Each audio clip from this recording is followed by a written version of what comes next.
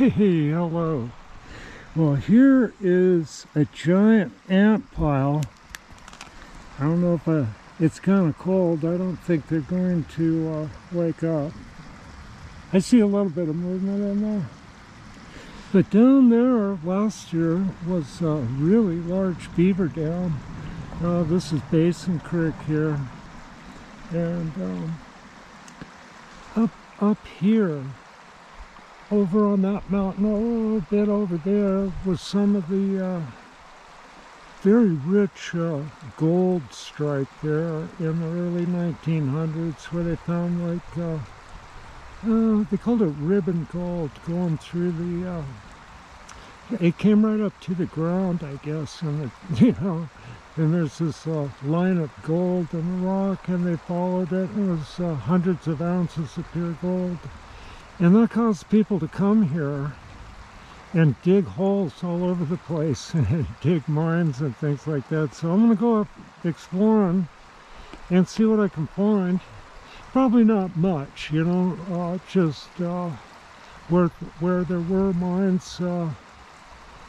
I think, yeah, last year we went to Comet, and I've been to a couple places where they've had like machine shops. Had a lathe, maybe a mill, but for sure a lathe. Had to pack it in with animals, I suppose, and when things ended, all that's left is a lathe bed. Kind of cool. So anyway, there's a little bridge here, and I hope you're all doing well. I'm kind of glad to be out of the garage right now. It's just good to take a break. And I got a whole bunch done, and when I get back, I get to focus more on making things and fixing things. And I'm really quite, I've gotten quite a few comments on the Sunnen honing, the hand hone in both the machine, and I should probably share my experiences with that, because I've had some very early factory training by Sunnen on technique and stuff like that, and I think Sunnen's still there, and if you're having problems and you have Sunnen equipment, I'm sure they're there to help. They've always have been for me, but I've done a lot of Sunnen honing, and I'm looking forward to that, and also the Monarch 10EE lathe. And I kind of poked around on that a little bit, but I've been waiting for somebody more qualified to take over. Come on YouTube and show how it's done. But doesn't seem to be any volunteers, does there? I don't know, but I think I'll continue on with it. I've had the unpleasurable experience of looking at the PM forum. The same three creeps. Changed their names a little bit. I think it's pretty funny myself. And it's looking pretty bleak over there. That's because they chased everybody off except themselves. Okay, that's the way it is. Like that beaver dam that washed away, huh? Maybe cyber stuff is not as permanent like a beaver dam. Here today, gone tomorrow, huh? Okay. I'll have a look at some more nature in a little bit. Man, it's nice. Really interesting here. I'll show you around here. I'll show you, here's this old highway bridge here, and that's the mountains on the other side, and I've been all over that, walked it all. I've come here for about 8 years, and I explored all that country back there, and I haven't explored all the country back this way. That's a lot more rugged back in there, and kind of more interesting. I've spotted a cougar and over the years and a grizzly bear back there. So I'm going to take an old but heavy enough revolver and hope we don't see nothing like that. I don't think so. I kind of pretty much avoid things by kind of staying up higher than getting down where the water is. Okay. Well, that's it. No beaver dam. And I hope you're all getting stuff done in your garage, or you can take a vacation like me. Okay, I'll be back in a bit.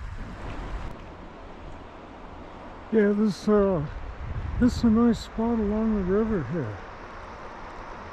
It kind of splits here, and then I can get across over here, and then I'm going to get up on that ridge and all the way up there to the top, then head back. But I think I'm going to do that in the morning. A little bit drier. It's been raining. It's going to snow here in a couple of days, or Wednesday. But I like that too. Okay, that's what the boulder looks like at this turn. Okay, we'll head on down. Now this is quite a nice looking red and black ant's nest like that other. It's not quite as big, but it's plenty big. And there's a little bit of activity just starting to happen. It's in the low 40 degrees here. Right here by the river. Nice spot. Just a nice little spot. Okay, we'll head around the bend. This is a healing place. People come here from all over the world to get well. And I believe this place likely saved my life. But isn't it beautiful? This is the old crossing from a gold mine here, the hand-built bridge that washed out years ago. The only other bridge is about a half mile down the Boulder River here. Now, I'll tell you something kind of interesting, that this place has been dredged and all kinds of things, and it's quite polluted, but it's getting a lot better. I've noticed in the time that I've been coming here, about 8 years, I think.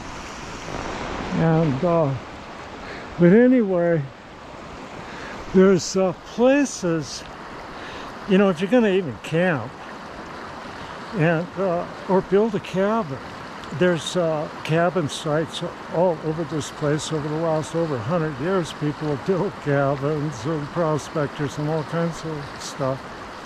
But over across the river here, there's a spot over here. They got a no trespassing sign on it, which is kind of funny.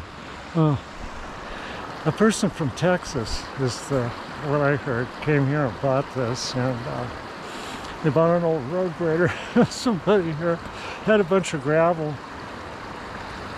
dumped, and they made kind of a place. It looks like maybe pull a motorhome, but I think they're thinking about building that. But I think they came to the realization that it's just colder than you would believe. It's one of those spots. It's right at the base of this mountain. There's a little meadow over there, and it just gets frighteningly cold there. It's like when there's no frost anywhere, there's some snow there. And there's some places like that. I've seen experienced campers on YouTube pointing out something like that just recently.